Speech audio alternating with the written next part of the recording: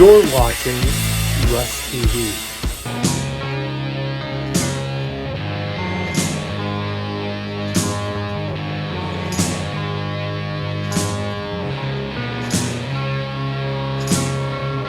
Music geeks, music freaks, people who are entertained by, you're on an adventure musically or whatever.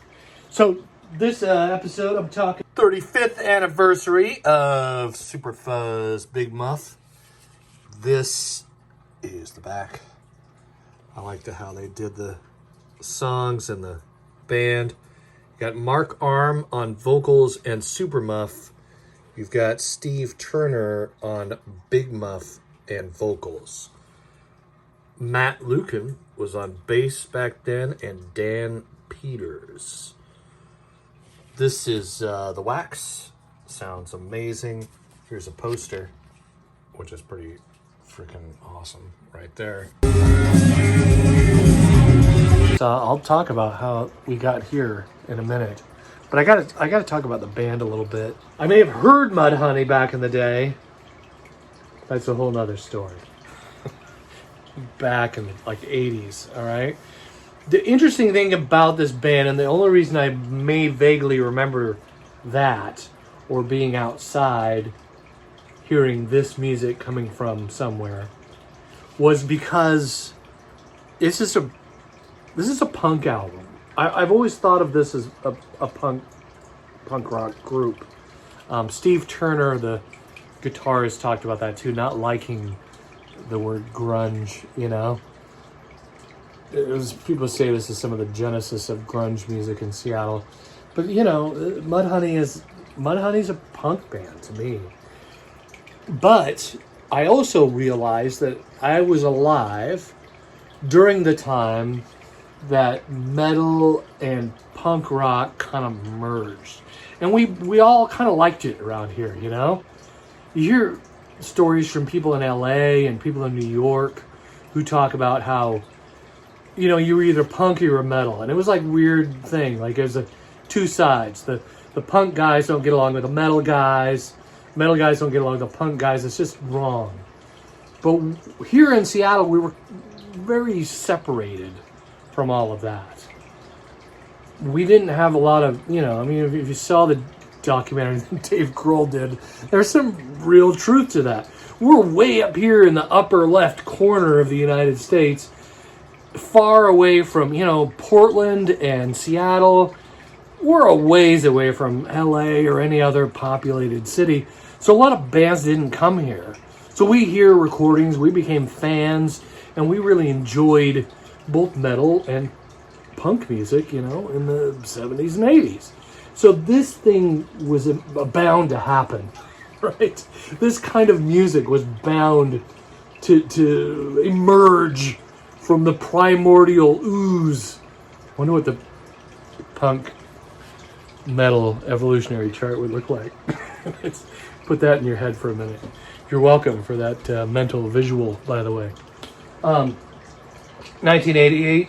It was pretty soon after I was ousted from the Melvins that Mark called me and said he was putting together, like after Green River broke up, he was putting together like whatever, Mudhoney, or what ended up being Mudhoney. He's like, hey, you want to come up and jam? And I even I remember the phone conversation. I remember going I go, yeah, man. I go, let's give it a try. I go, Dale might be looking for a job too. You need a drummer? And they're like, oh, no, we already have this guy Dan drumming or whatever.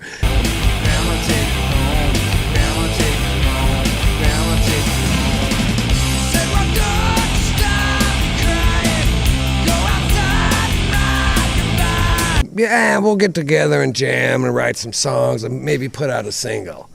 That was about our aspirations or whatever, but then it just kind of caught on or whatever. And well, plus Mark and Steve were like good friends with Bruce Pavitt. Yeah, it was just Mudhoney was amazing. It was just that you weren't doing it. Nobody was doing it to get famous, but you guys were like the first band that was sort of famous in the city. Like you were famous here, and, right? And then the world started paying attention, right? And before Nevermind came out, and before, you know, like when you guys played that show in London, they fucking shit their pants, right? Well, yeah, that's due to the English press. 'Cause they're so weird. They build everything up and make it seem so much more spectacular than it is. Yeah. And then when they don't like you, they cut you down. So how did I get the autograph? We went to the show, man.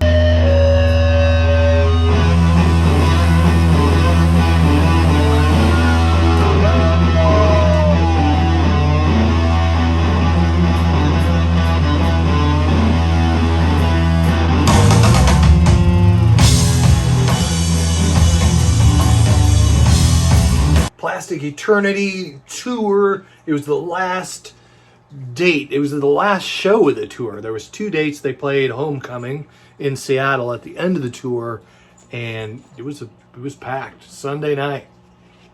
Mark was there and signed this for me. It was awesome to kind of hang out for a minute with him and a little bit and chat a little bit. And got a picture of me and Mark there. Punk rock legend, grunge rock, Seattle music legend, however you want to put it.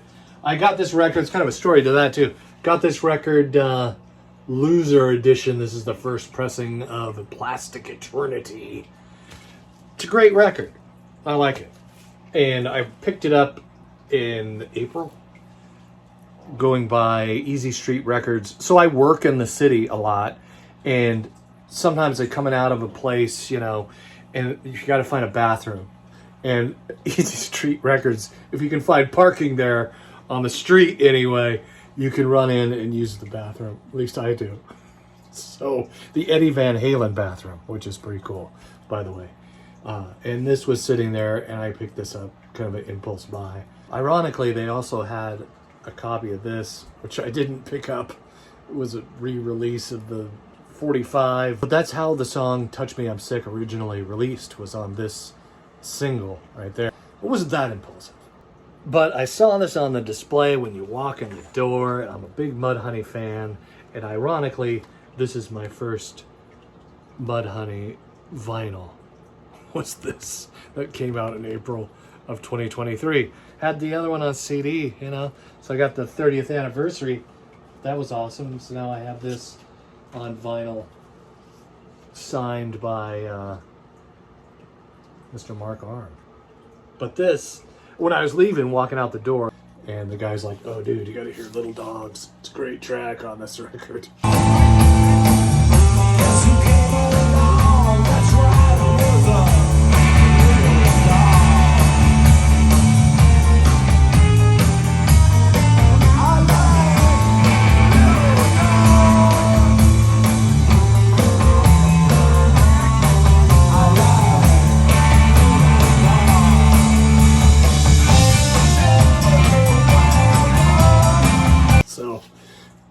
I like this record. Like it a lot. Got this one at the show. Going through the Mudhoney records here. This is 2018's Digital Garbage. It's got this little thing flings open like that.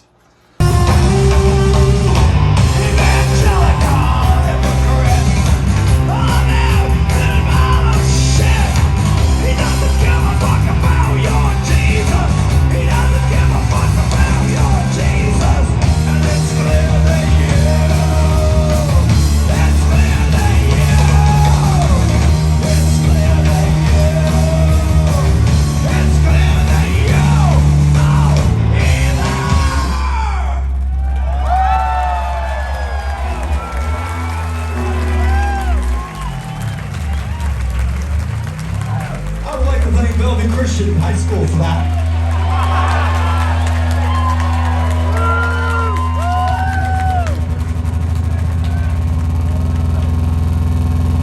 They made me a monster. Paper sleeve, black wax. This is Mudhoney's 19th album, 13th LP studio album. I think they have 5 live albums. Show you the wax, plastic, right? Plastic eternity, because plastic is forever. Here we go.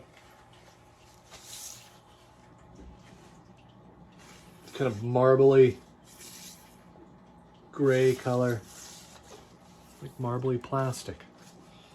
It's fine. Like it, love it.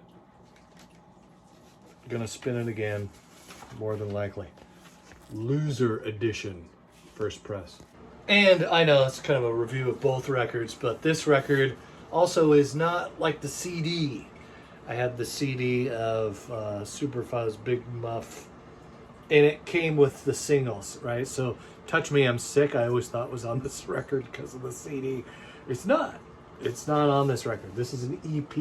It is in its pure form as an EP. But I like it. Glad I bought it. And bonus, having Mark sign it at the show was awesome. Great guy, generous guy, hanging out with us, the crowd. So, thanks for watching. Subscribe to the channel if you haven't yet. You stuck around this long, we might as well be friends now.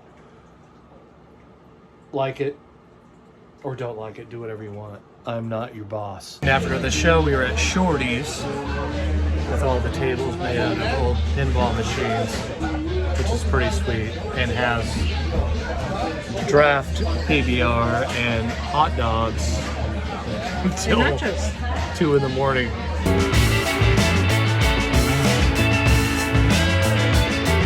And nachos. We're getting nachos. Hey, wait. Also, the opening band was pretty good. This was their original first release. And they all signed it because it was like the end of the tour, right? So, you know, it's like a closing out sale. Hoover 3. Water for Frogs. Yep, go for it.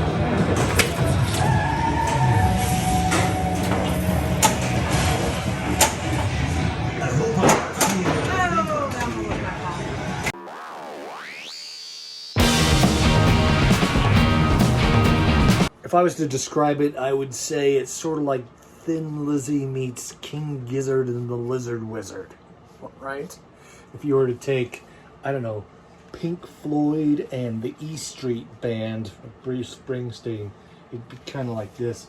Oh, there you go. This is a good one too. They all signed it. They were all generous enough to sign the...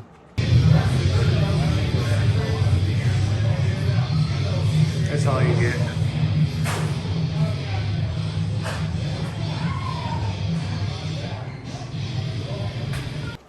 Sign the record. There's the band. Hoover 3. Hoover 3, that's who they are. Hoover 3 was great.